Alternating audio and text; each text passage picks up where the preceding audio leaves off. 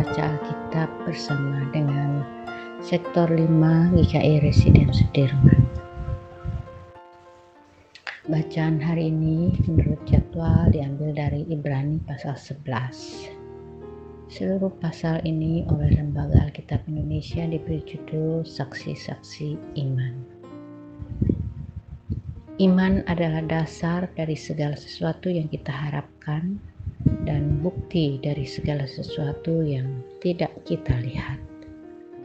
Sebab oleh imanlah telah diberikan kesaksian kepada nenek moyang kita. Karena iman kita mengerti bahwa alam semesta telah dijadikan oleh firman Allah. Sehingga apa yang kita lihat telah terjadi dari apa yang tidak dapat kita lihat. Karena iman, Habel telah mempersembahkan kepada Allah korban yang lebih baik daripada korban Kain. Dengan jalan itu, ia memperoleh kesaksian kepadanya bahwa ia benar, karena Allah berkenan akan persembahannya itu, dan karena iman ia masih berbicara sesudah ia mati. Karena iman, Henoh terangkat supaya ia tidak mengalami kematian, dan ia tidak ditemukan, karena Allah telah mengangkatnya. Sebab sebelum ia terangkat, ia memperoleh kesaksian bahwa ia berkenan kepada Allah. Tetapi tanpa iman, tidak mungkin orang berkenan kepada Allah.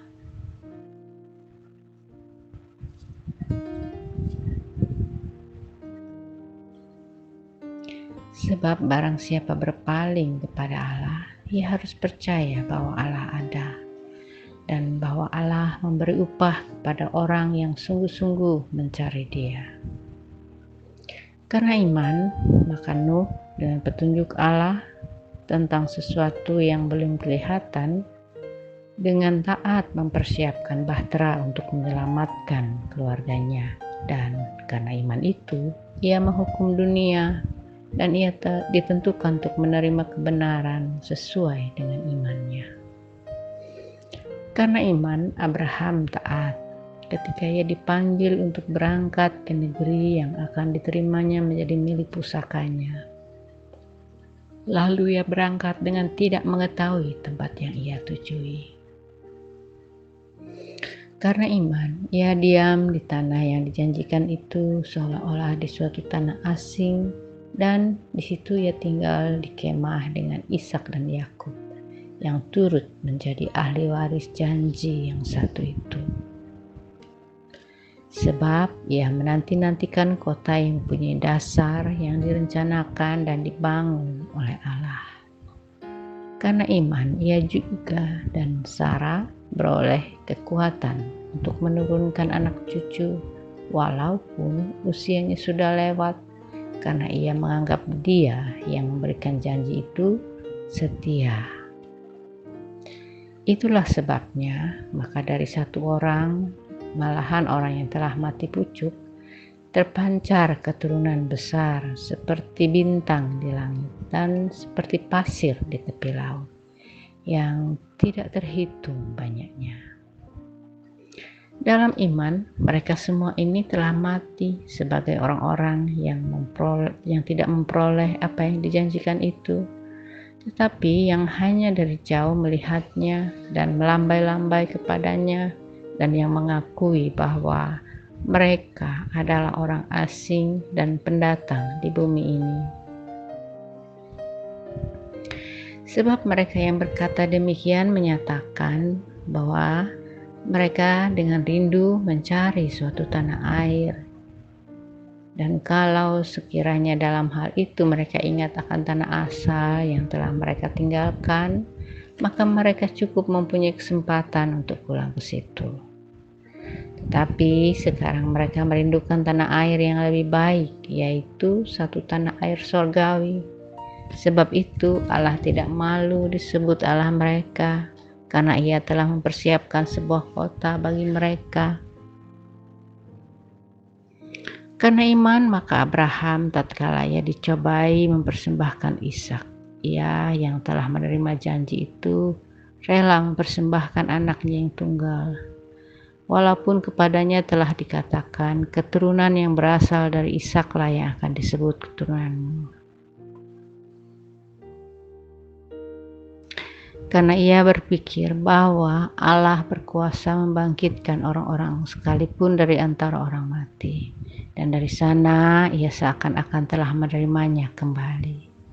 Karena iman, maka Ishak sambil memandang jauh ke depan memberikan berkatnya kepada Yakub dan Esau. Karena iman, maka Yakub ketika hampir waktunya akan mati, memberkati kedua anak Yusuf.